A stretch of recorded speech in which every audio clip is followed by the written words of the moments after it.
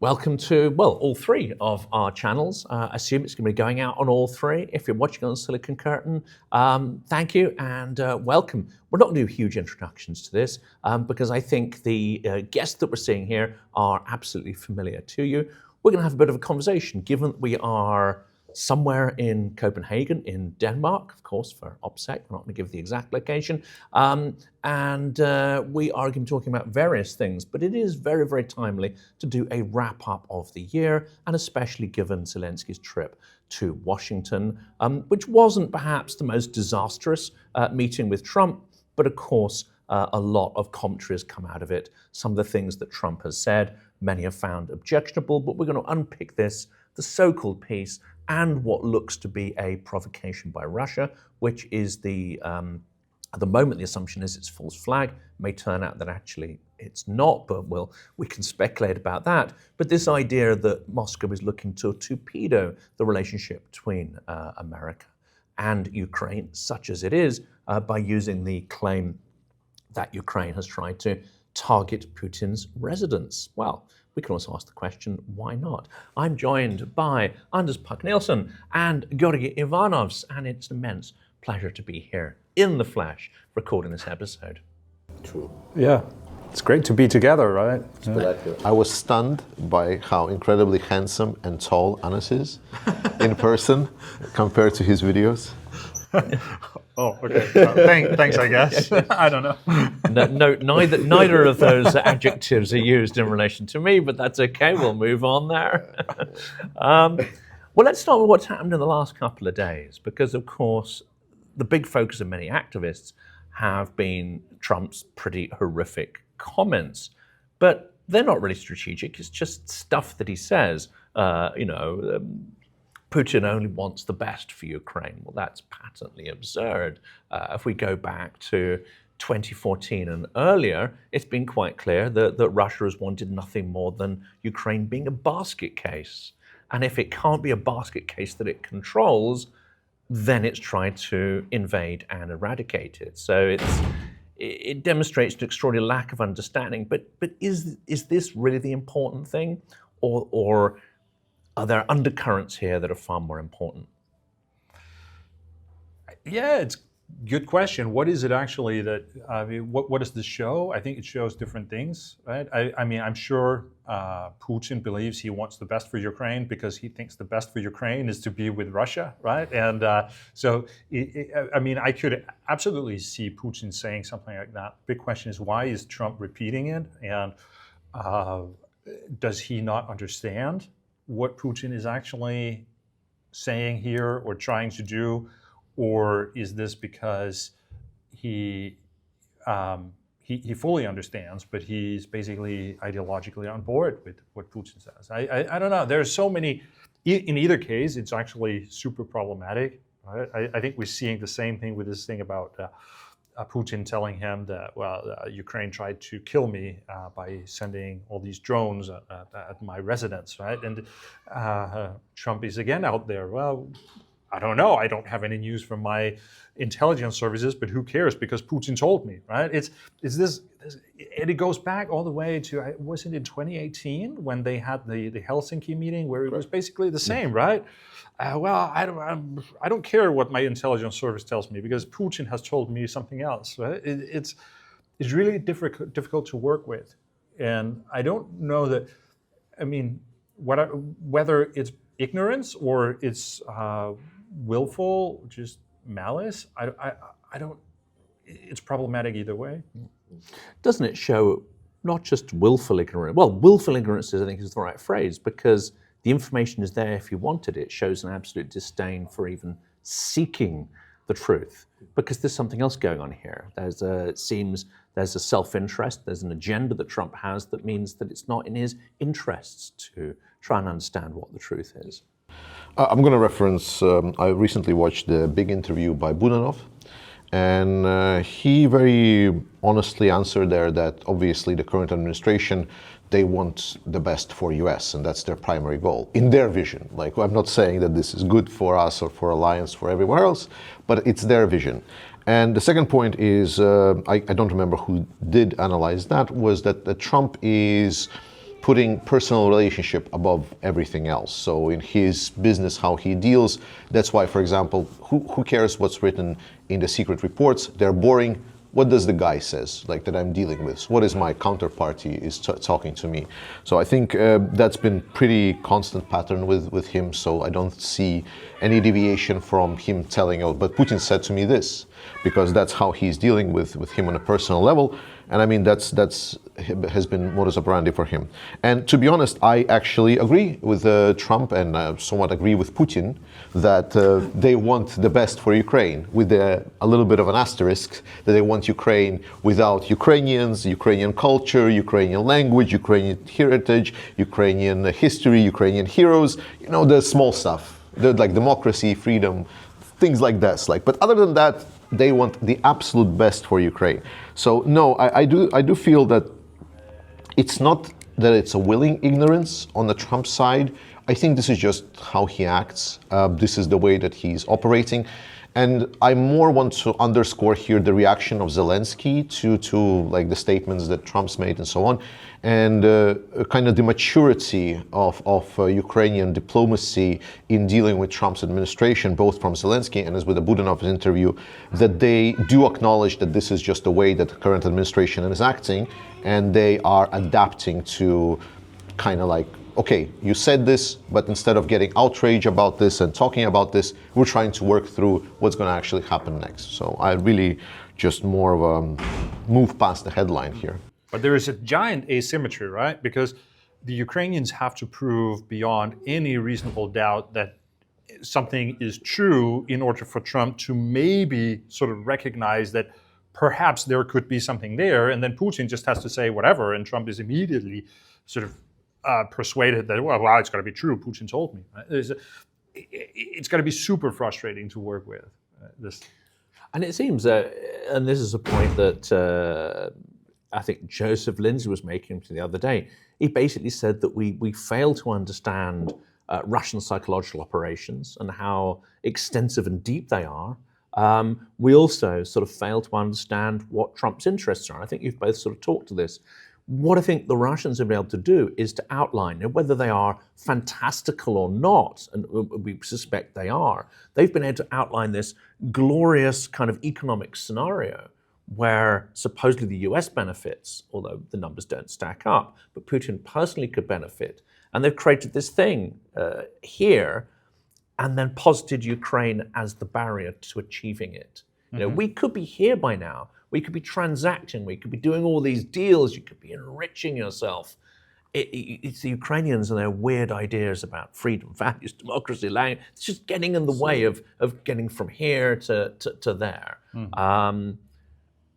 But it seems to me, and I'd be interested in what you said, I mean, the reason why peace is illusory, the reason why this process is being elongated is because fundamentally Putin is not actually interested in economically rational ends.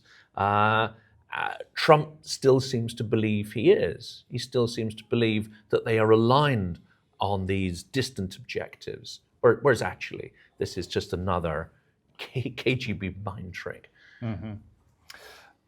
Yeah, Trump seems to believe that Putin could be persuaded with economic arguments or big ideas about business deals or what have you, and he does not realize that Putin is not interested in that. Actually, like Putin was maybe interested in that back in the 90s, early 2000s. By now, he's kind of just used to, he's so rich that it doesn't matter, right? There are other things.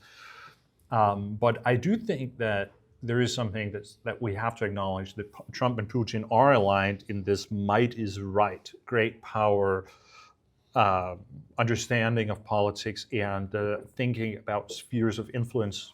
And I think ultimately Trump actually believes that Putin is right about Ukraine being in the Russian sphere of influence and not in the American one. So he's kind of aligned with Putin on the idea that America has nothing to do there, and that it's up to the Russians to leave it there. And then on the other hand, Trump has a project in the what they call the Western Hemisphere. He has the whole Greenland kind of thing.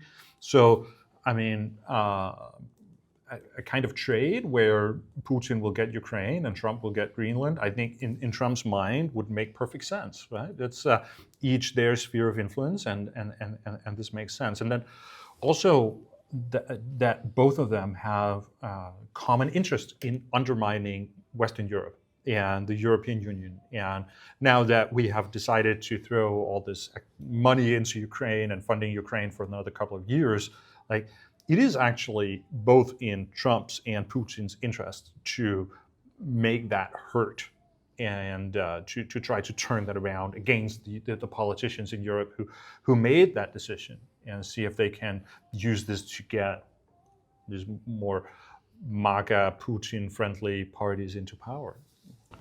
And here, I think I will follow up on you to additional question. You talked about spheres of influence, Russian sphere of influence, US sphere of influence. So it's very clear that we came back to that concept because we're now redefining what essentially the new world order will be, so to say, in this weird, turbulent time.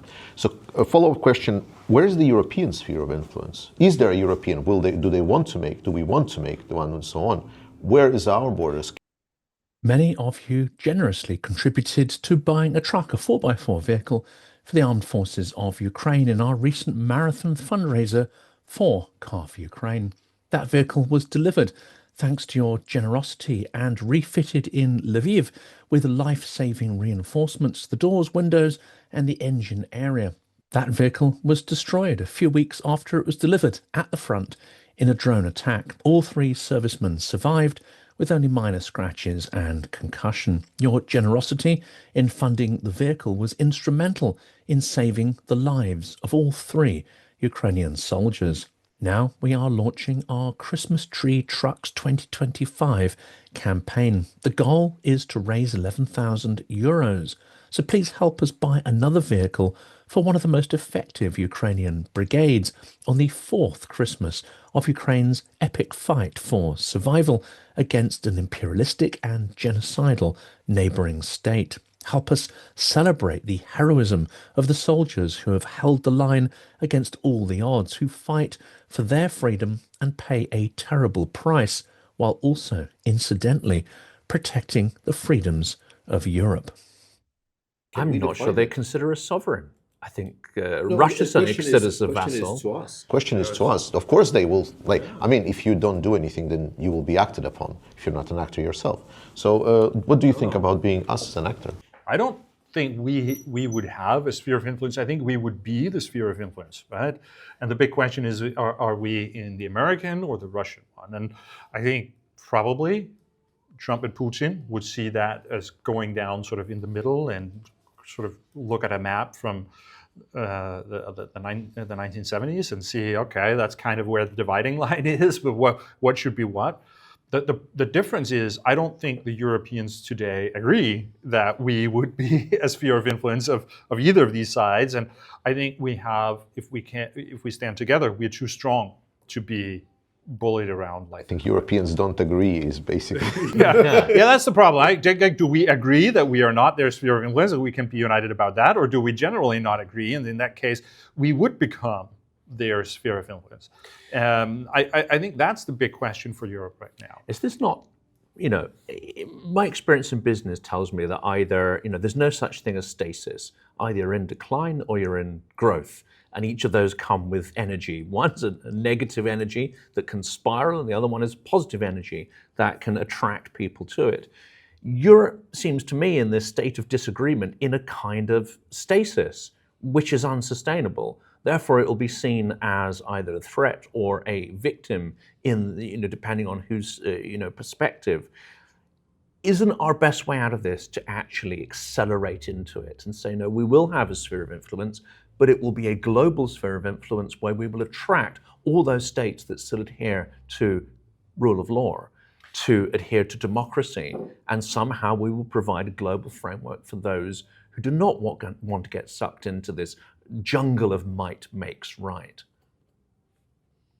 I don't know. I think sphere of influence is a term that's very much tied to the imperialistic mindset, that it's this Russian idea that the near abroad should there be their privileged sphere of influence, and I don't see Europe having that, right? But I do see definitely Europe building up a base of soft power that we would traditionally have seen with the United States, maybe now shifting towards Europe and the idea of standing up for democracy globally and these kinds of things. I can definitely see that kind of attraction, but I don't think I would call it a sphere of influence, though it might be stronger, right, than actually the more sort of hard power idea of spheres of influence. And combined with Ukrainian military technology and our own industrial base, that could potentially provide quite an interesting framework. You've got the political framework, you've got the values framework, but you could also have the military industrial framework where some of the speculation has been that the US is still plugged into a very 20th century procurement system with large expensive platforms. You just have to think of Trump's golden shower fleet or whatever the hell they're going to call it. These things are going to be turned into scrap metal very, very quickly. If they cannot absorb the drone ecosystem, which is something we've talked about an awful lot, which is a culture, a mindset, not just a production line. Is Europe potentially going to leapfrog the US by really combining with Ukraine to understand the new military tech environment? I mean, we could, but this is a question of our peer adversaries, right? Our biggest adversary is Russia, and they are, again, ahead than Europe in drone tech. So, but I think the naval drone is specifically exemplary here, just because how utterly dominant Ukraine is in the Black Sea. Just recently, there was the satellite images after the strike on the submarine in the Russian port of Novorossiysk, where now they just sunk a couple of barges at the entry into the port area just so the drones cannot get to the ships in the Russian port. So that's how bad it is. They're barricading their own ports just from anything to get in. But this is very 17th century. This is like creating, preventing fire ships from coming in by blocking up, as you say. I mean, we're going back a few centuries with these tactics. I mean, the history doesn't repeat itself, but it does rhyme. Mm-hmm. The big challenge is how can we compete with Russia in this sort of in an era where the military technology really again returns to war of attrition and massive casualties and these kinds of things. We don't really see it's not conducive to maneuver warfare anymore because of the drones and all that. And how could Europe compete with that? Because we are not prepared to take the kinds of human losses that the Russians are, and that they have no problem taking hundreds of thousands of casualties in a war against us, but we would definitely have a problem in doing the same against them. So, I mean, we have to figure this out in one way or another, how we can compete with them without doing the same as them. But I think you're absolutely right. The answer is not the golden battleships or whatever the Americans are going to build now. And I think that we are just seeing with Trump an interesting phenomenon in how we see these authoritarians coming into power, and then suddenly we see military procurement moving in a direction where you get this things that look nice and shiny, but don't really have necessarily the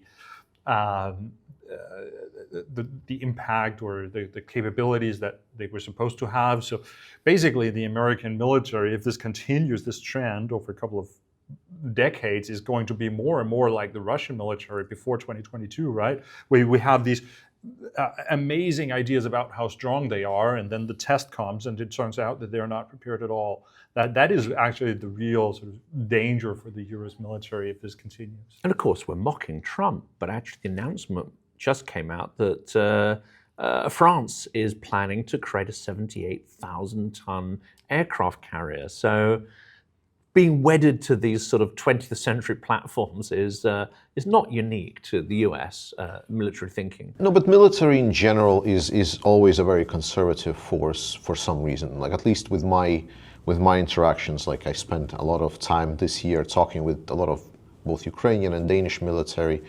And Ukrainian are obviously a lot more progressive because there is a need right now.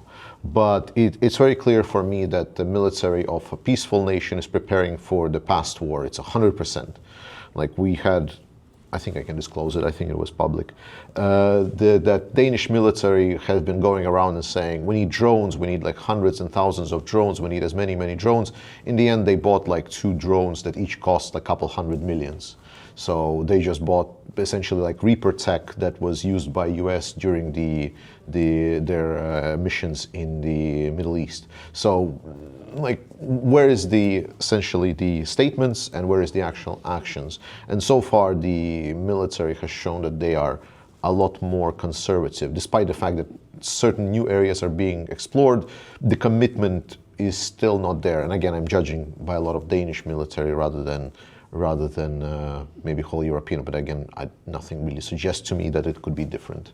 But the idea of stocking up on drones seems to be, doesn't really fit with what's happening in Ukraine either, does it? Because you could purchase a bunch of platforms, but how would you iterate them? What if, they'd have to be pretty flexible. Take interceptor drones, right? Okay, the tech might change, but the main premise of interceptor drones is they still fly up and take down whatever is flying in the sky. So while people launch something that's going to fly, they could be useful.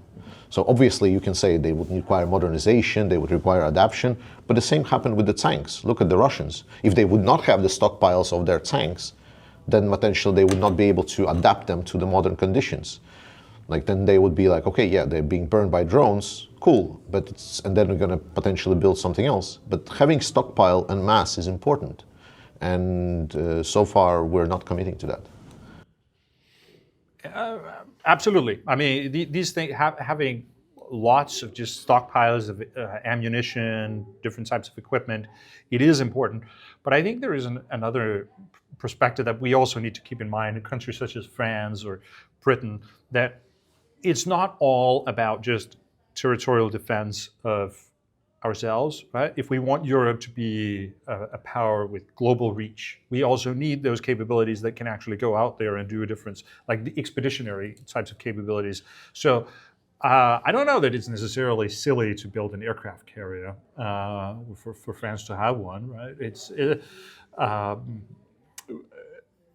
But it just speaks into the need to actually spend the money if we want to be able to both defend ourselves and to be a global player that can be out there protecting the free navigation in the world, or play a role in East Asia or wherever the need is. Then this costs money, and so the new baseline is going to be much bigger than what we have been getting used to for many years.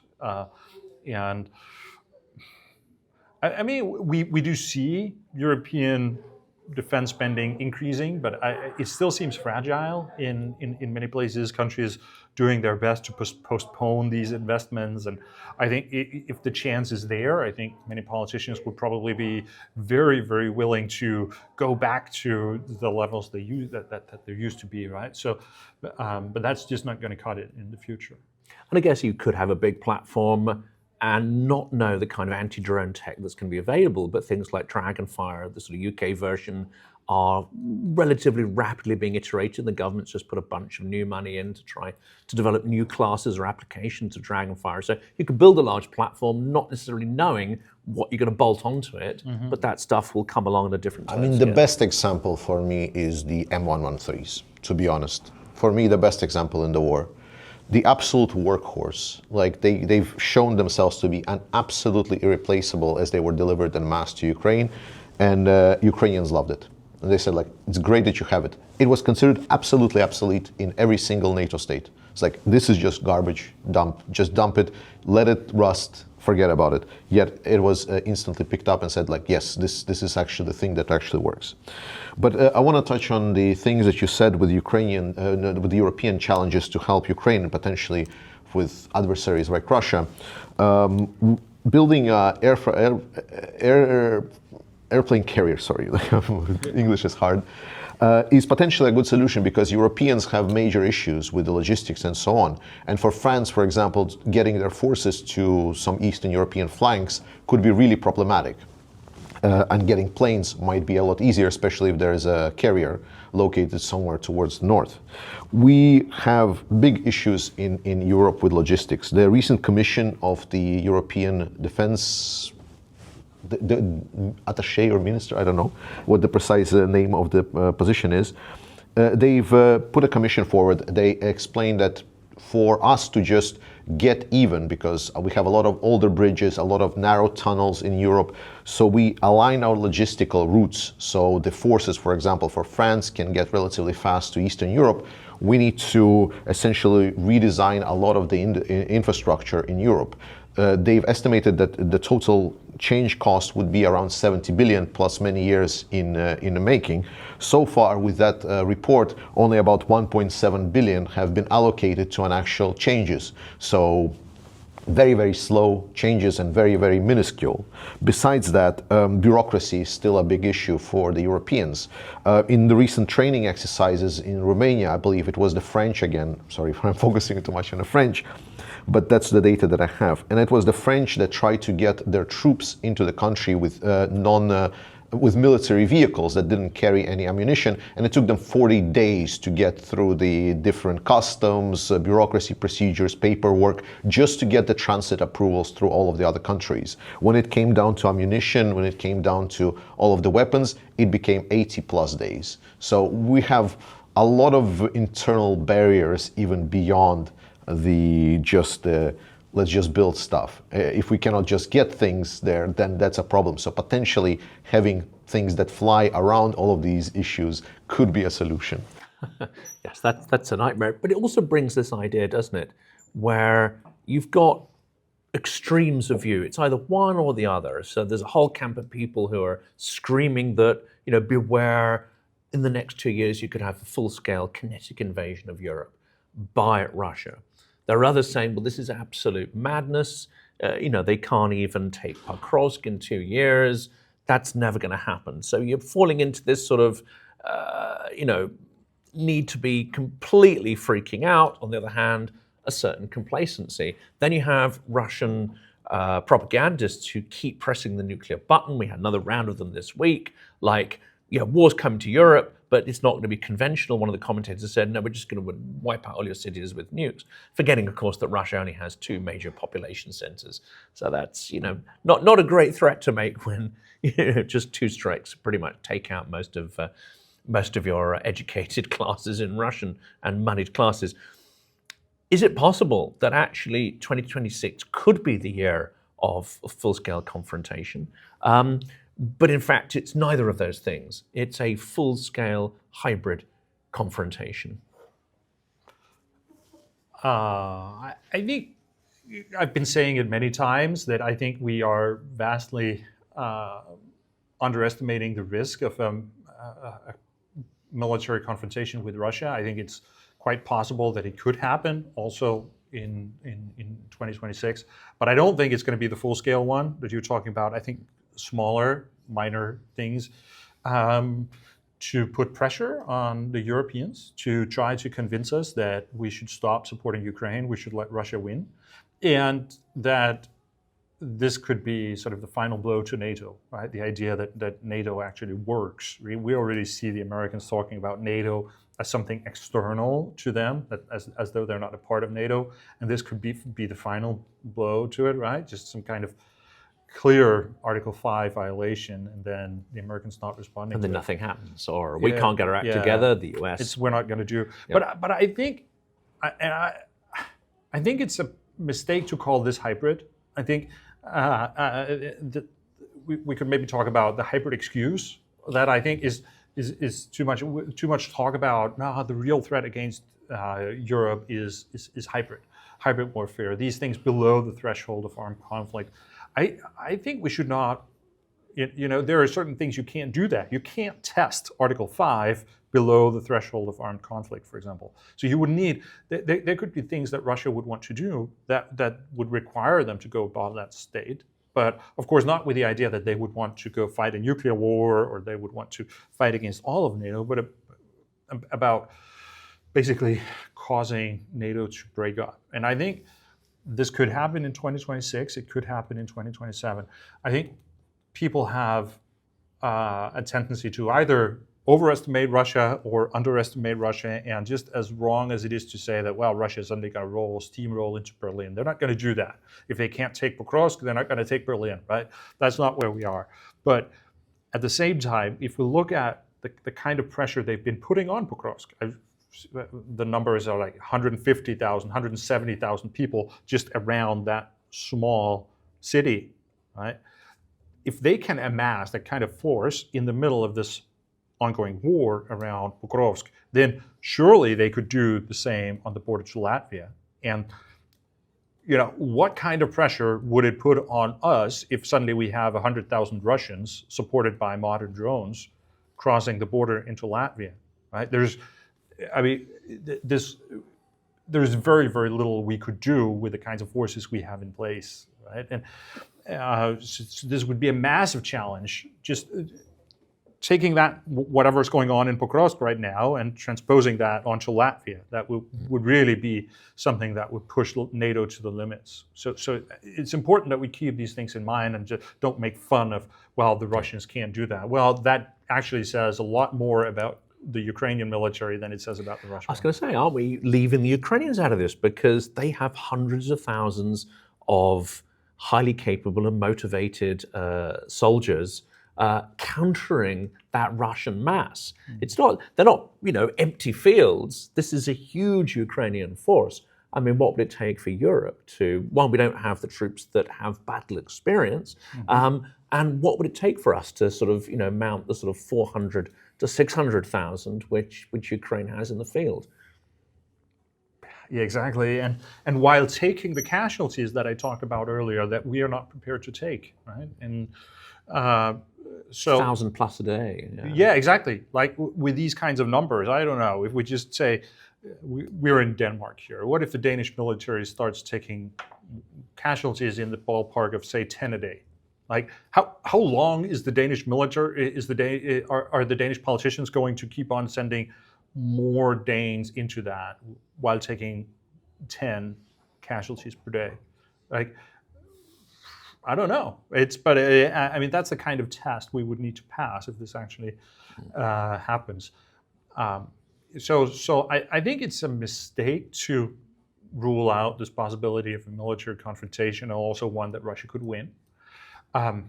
Of course, it would also be a huge gamble for Putin. There's also it could also have the opposite effect, and that this is what really would make Europeans, sort of broadly speaking, realize the dangers and really make the ball rolling.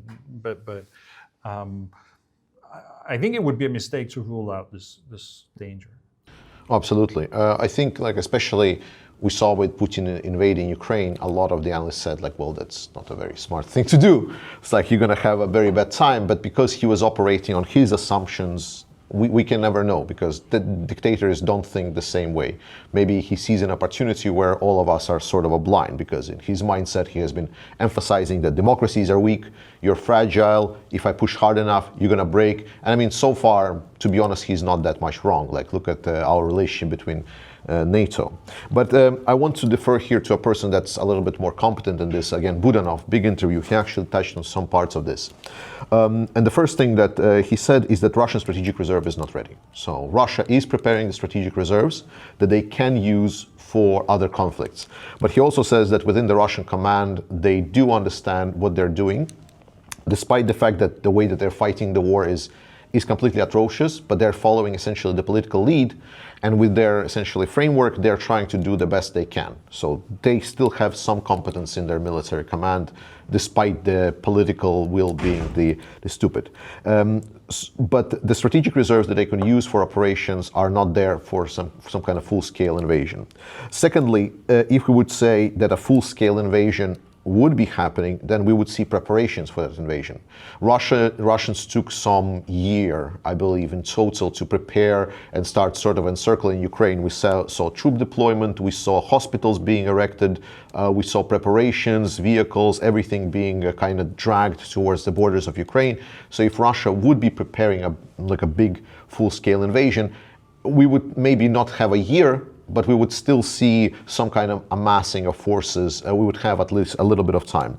And secondly, kind of finishing this all, again, Budanov says that it would be a very stupid idea.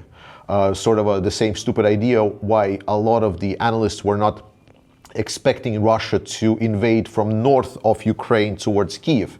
It's a very dense forest area with very narrow roads, and everyone says it would be idiotic. You would just get slaughtered.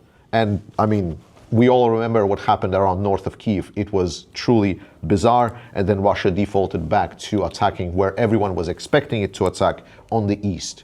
So Budanov says that if they would fight on two fronts, it would be just not very smart. Yeah, but I think what we need to understand is that this is not something Putin would do if things are going great for him in Ukraine, right? This is something he would do as a kind of last resort if things are looking really bad. And I think we're coming into a very, very tough year for the Russian economy. 2026 might be the year when it becomes clear that they can't sustain the current level of intensity. And they're going to do whatever they can to keep the military going while the rest of society sort of suffers. But at some point, this is going to mean that they can't continue pushing as hard as they do. And this means that they might start to understand that if the European support for Ukraine remains at the current level, they are facing defeat, right? So that means the only way they can actually change the direction of this is to somehow persuade the Europeans to stop supporting Ukraine. And I think something like a limited attack on NATO territory is something that they would consider, because this is something that could make Europeans maybe understand, okay, this is something that potentially could be dangerous for us. It's not just Ukrainians fighting anymore, so it's our own security here. And also it could create this demand that we can't send all these resources to Ukraine because we need them in Latvia. Right? So I think it's something that Putin would consider as a kind of last resort. If the alternative is to lose the war, then he could try to escalate his way out of that. And of course, he'd have to drive an even bigger wedge between the US and Europe, which actually seems to be happening. I mean, you can see the pressure to do that. He also may be acutely aware that Trump is, I would say, rapidly weakening politically, physically, and I would speculate mentally as well. And this cannot be lost on Putin, that his greatest asset, his greatest success in this whole sort of decade has been to help get Trump elected, and whatever grooming or psychological operations went into creating Trump's view of the world and the alignment that we clearly see. If that asset is at risk of being impeached later this year, after the midterms, you could have a whole bunch of inquiries kicking off. You have MAGA starting to turn on Trump. Might he not also try to force things before losing that asset? I mean, Putin always doubles down. He has been doing, that's the most clear thing ever. So I think Anas is absolutely right that he might see the exit in this situation is to double down, to get more intensity. So that would be completely in the way that he acts. But I think talking about economy, which I'm a lot more comfortable talking about than, to be honest, military things, that should be more left to Anas. But I think you hit the nail on the head. Intensity is the main word here. A lot of people assume that because Russia is having trouble, they're going to collapse. The economy is just going to collapse. Economies are not like that. They are a lot more sturdier, especially Russian economy that can still essentially live off on a lot of oil. There is still somewhat of a lack of enforcement of sanctions. And it is not doing that well, but it's also not yet to the point of collapse. But it could also revert to a fully centralized command economy with terror. I mean, it's still a little bit of a hybrid in some ways, but they could go full coercion with mobilization. So the economy could collapse and it could still keep going with its aggression. Right. I think that's what a lot of people don't quite realize. There's a lot of mechanisms, it's not going to be nice mechanisms, but it's going to be definitely and so on. And the biggest threat for Putin is the intensity, as Anna said, because the paradox of the attrition warfare that Putin has essentially gotten himself into, is you always need to kind of one-up your opposition. You cannot just leave it at the same level, because that goes nowhere. If you want to win attrition warfare, you need to apply more pressure. And then usually it will require the opposition to apply more pressure, then you apply more pressure, pressure. It's the escalation ladder where until one side collapses, so to say. And if you stop investing more, if you lose that intensity for investment, well, then you're just in a stalemate and you're getting nowhere, and that's a defeat for Russia right away there. They just lose everything. And the only gamble here is potentially Putin sees that he can accept a deal whenever the time comes. But I think this is where I defer to your opinion about the fact that if there is a change in Congress, I'm not thinking about impeachment. I think this is more of an internal US politics to decide. But if there is a change in Congress, there's going to be a lot less will to give a deal to Russia than Putin is expecting. And more distraction, even if they don't manage impeachment, and I'm not an expert on there, and judging by the first term, that's not an easy thing to achieve, but there'll be a lot of distraction, a lot of friction. And this actually might also work in favor of Russia, which is as the US gets more distracted by internal politics and division, it has less energy to focus out on Europe, Taiwan, and things that are happening elsewhere, because that's the other scenario that we sort of forget about here. And we're talking just as China has launched a military exercise around Taiwan. It's been speculated that is practice for a kind of blockade. So rather than a full invasion of Taiwan, they could be looking at some kind of maritime siege to basically starve the territory out. It seems to me there are pieces moving on this board, and it may later be termed, that World War III was already in motion. It may be, as Ben Hodges said on the channel, these things can still be avoided by concerted action, unity, leadership being shown by Europe, amongst others. At this point, we can't predict. We can't tell. And in fact, I don't think history in this sense is deterministic. It could go in a number of different directions. But I think what is absolutely assured is that Putin always doubles down, and he especially doubles down if he feels he's being cornered. And I'm getting that sense that there's a certain amount of cornering and pressure he's being put under. This is exactly the moment where characteristically he's doubled down or tried to do something that is unpredictable. Because let's face it, Ukrainians have shown themselves very adept at being unpredictable, and that works very, very well. Europeans, Americans have shown themselves to be consummately predictable throughout this war. We've never really gone and done something that's absolutely, thrown a curveball at Russia. We just haven't, and I think that's by design. We don't want to scare them. We don't want to, we don't want their hand hovering over that button, because that coercive, manipulation around the nuclear threat still works, I think, very, very well. But I think that also speaks to one of the weaknesses, perhaps, of the European construction, right? That we are not a singular actor. We are many different countries that have to work together. It's really hard to expect that kind of thing from the Europeans sort of united. Russia can do that, Ukraine can do that, the United States could do that, but they don't have the leadership. I think European leadership will more look like what we saw with the funding that was given to Ukraine, that Europe in that way plays on what we have, which is resources that can enable Ukraine to continue the war. And we see the Russians and the Americans being super frustrated about this because it prevents them from getting the peace deal that they want.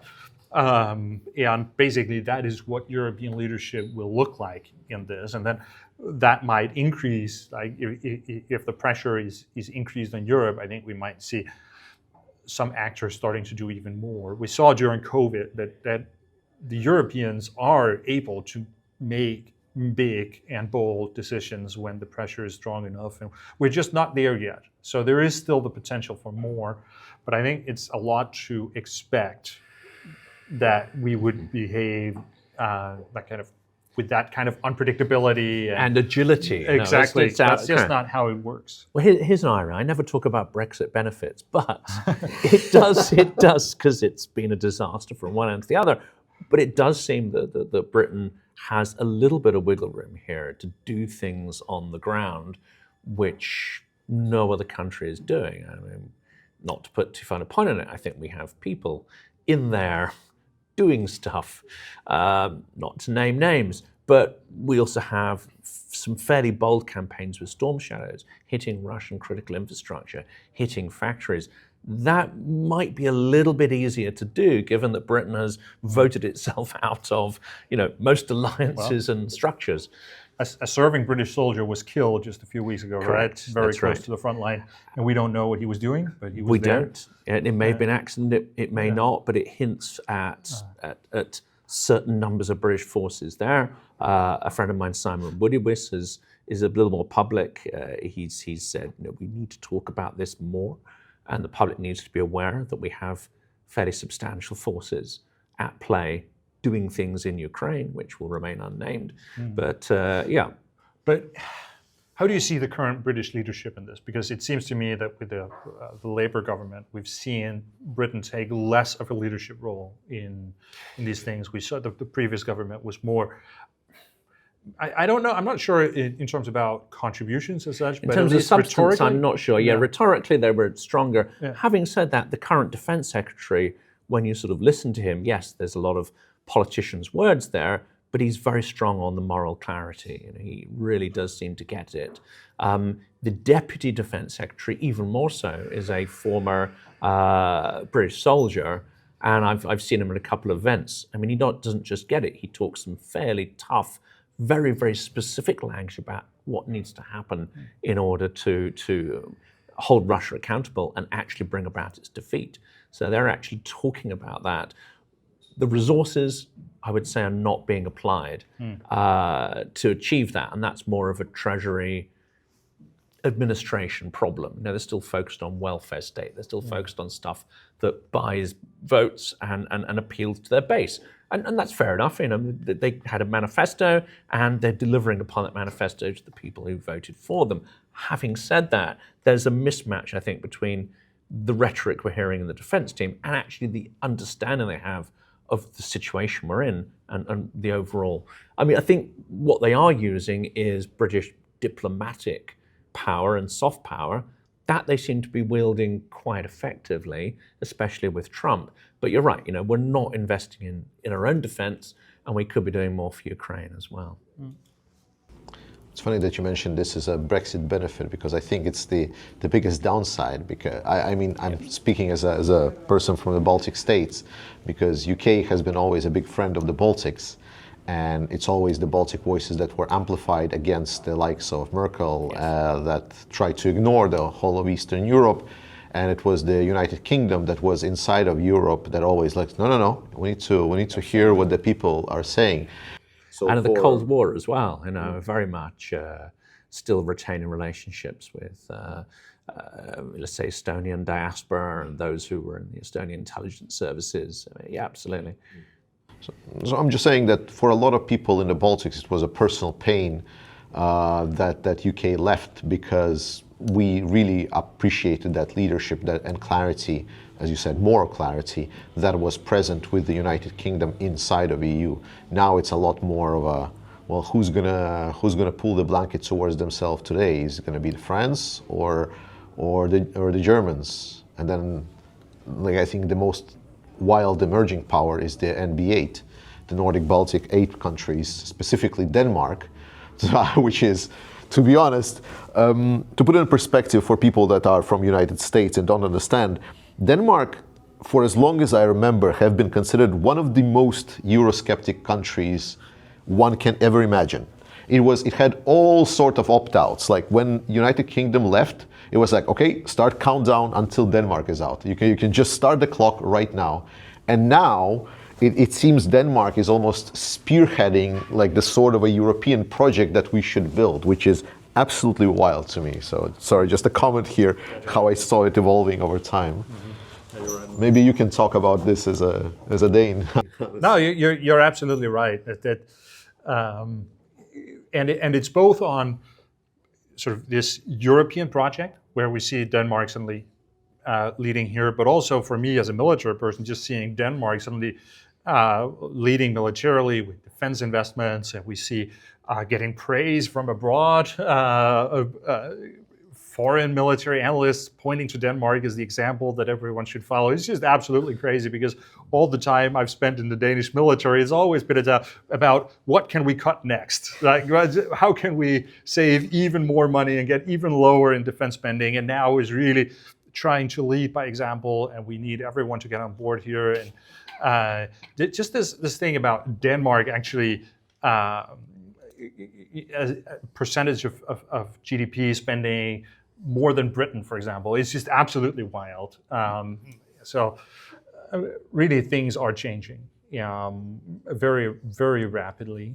And about time as well, because, Greenland is in the crosshairs. If, to angle back to the first thing we talked about, it's not impossible that the US may actually act on the sort of implied threats. Absolutely, and just to continue on Denmark there, it also means that actually we are kind of limited in what options we have, because traditionally Denmark would really try to work with the Americans and see itself as the small state that can sort of go in between and be the perfect ally here of the really trying to. We were in Afghanistan, we were in Iraq, we were wherever the Americans wanted us, just because we saw that as the gateway to security and influence. And now, both with the changing sort of just the whole new nature of security and the whole agenda, but also with the Greenland thing, we can't actually work with the Americans. There is no way we could take the Danish Prime Minister and put her into a meeting with Trump right now because of that thing. So increasingly, we're seeing the Danes not being able to really play that role with the Americans. And that means we see probably Denmark taking a more front row seat in terms of Europe.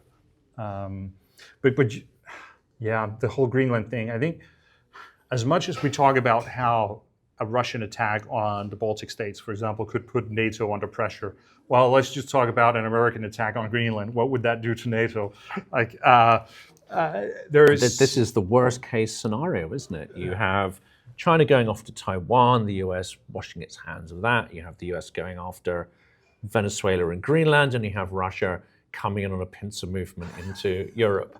I mean, this sounds wild, but this is not an impossibility, because if you take the fundamental theory, and we'll wrap up in a second, but if you take the fundamental theory here of Russian sovereign democracy, you're only sovereign if you can protect your land militarily. There are no intrinsic rights or laws whatsoever. It's finders keepers, losers weepers, basically. And you have to be able to defend your territory, or you have no right to your territory or what you call values. Trump seems bought into that idea of how the world works. And it's absolutely the Russian understanding of how the world works. You only have to have visited Karelia, as I used to go quite a lot up there, at weekends, and go to Viipuri or Viborg, and realize that Russia does not have the same concept of ownership and territory that we do. Mm-hmm. Absolutely. And it's important to be prepared. I think, especially if you're watching this so far, you're one of the people that really wants to be prepared. And to be the most prepared, you need to get a new book by Puck Nielsen on the logic of war that will help you be prepared and understand how the war is happening. Thanks for reading the plug. Thank you. No, just a little bit of a friendly promotion, because finally the book that was in Danish that I was really hoping to actually promote, because it is fantastic, is finally coming in English. So be sure to give it a look and see if you will like it. Thanks. I hope you will talk about it at some point as well. Get a signed copy, because you'll force Anders to run backwards and forwards to the post office. Just to wrap this up then, 2026, I'm not going to ask for predictions, because, whenever I do this with historians or anyone in the military, they just look at me with a sort of sad, don't be so pathetic. But it does seem that 2026 is pivotal. Russia may not be able to mount the same scale of operations, but if they're going to double down, that means that they need to find other means in which to express that aggression. Is there anything you want to impart to the audience vis-a-vis what to look out for in the coming year? Oh, we've been talking about so many things that could go wrong. I think one of those that I think are really going to be pivotal here is going to be Russian domestic politics, for the Russian economy, and I would say the key thing to look for is increased repression in Russia, because I think that's how these things are going to materialize. Really, we're going to see more and more harsh measures internally in Russia to get the Russian population into line, and I think those things are also required for some of the other things that Putin will need to adapt the story of what's going on, what's happening, before he can do some of the things about attacking Latvia or what have you. He will need a different story about Ukraine. They can't just keep on going and telling about how they're winning all the time and things are great. They will need to somehow change the narrative inside of Russia to legitimize more repression, more harsh measures, things like forced mobilization. These kinds of things are things I will be really looking for in 2026 and see, is the bad situation economically going to turn into measures that can lay the groundwork for other dramatic things following. Yeah. I will just say, like, I always try to stay practical in understanding what's happening for like the personal reasons and so on. And we need to understand that Russia is not really close on winning this war militarily. Whatever is happening on the front line, Ukraine is not even close to collapsing. And that's why you hear that Ukrainians are not really, like, they're trying to negotiate, but it's more of a like discussions between ourselves rather than the Russian. So Ukraine is not in a position that it will be pushed in any direction to accept a bad deal. So that's a fact. So the best thing we can do is to continue supporting Ukraine and try to filter out some of the headlines, because Russia is looking at informational and propaganda warfare as their main tool, like, you know, to take the hoax or with the attack on Putin's residence. They will milk every story that is going to get picked up in the media, and they will try to abuse it in any way possible. So the best way we can do is just continue understanding and listening to amazing people that actually follow this, and try to think critically about things. And I just add there that we talked about hybrid and so on, but of course in the Russian war doctrine, they don't make distinction between cyber, hybrid, psychological and the rest. I think we should look out for Russia to push every lever that it can, that it has access to, that it has economic leverage over, and that includes psychological operations. It includes certain hybrid ones, kinetic. They are not implemented in silos. So if you see a hybrid operation, then expect psychological operations, information operations to leverage it and try to look for the outcomes. You know, it might not be clear straight away why a certain thing is happening, but sooner or later it will ladder back to some kind of outcome and you go, oh, okay, that was the strategic purpose. Are they trying to divide us? Are they trying to conquer through eroding our political systems by putting politicians in charge who are more inclined to see the world through a Kremlin lens? And in Britain, we need to be hyper aware of that. So my focus this year is going to be talking a lot about these psychological and political informational operations, as well as all the other stuff. But I also agree, I think repression in Russia is going to ratchet up simply because they need to gain control over the resources to double down and continue the aggression, or even morph the aggression into other areas. And we'll be here to cover this. So I wish everyone a happy new year. I know it won't be a peaceful one to all our friends in Ukraine, and I urge you to stay connected with what's going on and listen to strong voices such as Georgi and Anders and several others in our community who deliver, I would say, the best information. Thank you. I'm proud to say that this series of Ukrainian Advent interviews is supported by the Steel Porcupine, a unique and powerful film about a country that refuses to lie down, a people who turn themselves into a fortress of needles when Russian tanks rolled in. The Steel Porcupine is an unforgettable cinematic experience that exposes Russia's campaign of extermination in Ukraine and the Ukrainian people's spirit to resist and prevail. It follows soldiers, volunteers, and ordinary people who decided that survival meant resistance, not submission. Introduced by Nate Vance, a former US Marine who fought for 3 years in Ukraine's defense, this documentary moves from the Bucha massacre to genocide endorsing Russian state propaganda media. The Steel Porcupine is a love letter to Ukraine and a battle cry.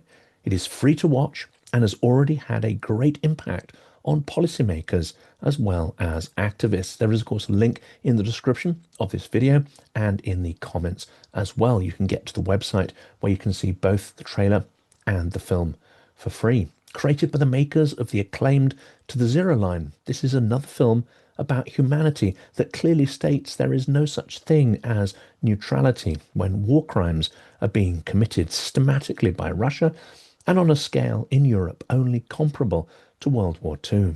Set to a haunting soundtrack featuring music by Philip Glass and blending rare archival footage with original material. It is an impactful work of art and storytelling as well as being informative. I strongly recommend you watch it, but even the trailer itself is compelling. I feel terrible about it because Ukraine is a very important country, and I feel a personal stake because I got them to agree to give up their nuclear weapons, and none of them believe that Russia would have pulled this stunt if Ukraine still had their weapons. And I believe Europe and the United States should continue to support Ukraine. There may come a time when the Ukrainian government believes that they can think of a peace agreement they could live with, but I don't think the rest of us should cut and run on them.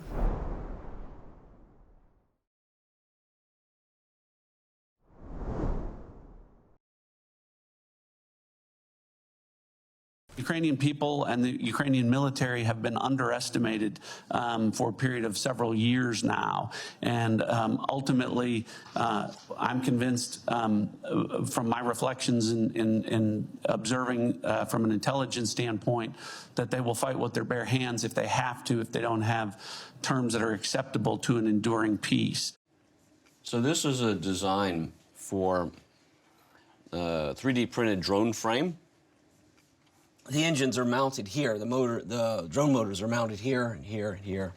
What I can do is export these shapes into the slicer.